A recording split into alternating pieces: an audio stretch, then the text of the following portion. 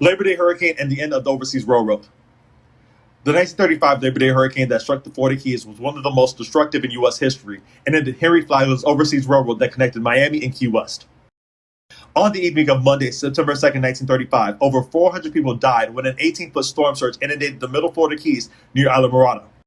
According to the National Weather Service, 185-mile-per-hour winds leveled buildings, bridges, trains, and Florida East Coast Railroad tracks that linked 44 islands to the Florida mainland, ending 23 years of rail service.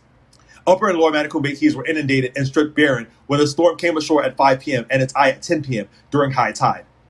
259 World War I veterans who were building the overseas highway drowned. A Miami-bound rescue train carrying veterans was washed off its tracks around 8 p.m., killing all its passengers. Shoddy construction on the islands disintegrated in the storm's extremely low barometric pressure. Few structures in the impact zone remained intact. Dozens of dead drowned in Florida Bay from the relentlessly pounding waves. Excess fatalities on Upper and Lower Manatee Bay Keys forced state officials to initiate on-site cremation and mass funeral pyres.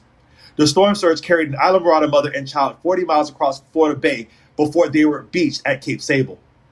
At landfall, the 1935 hurricane was the strongest to ever hit the U.S. and one of only 3 catastrophic Category 5 storms to strike the U.S. in the 20th century, the others Camille in 1969 and Andrew in 1992.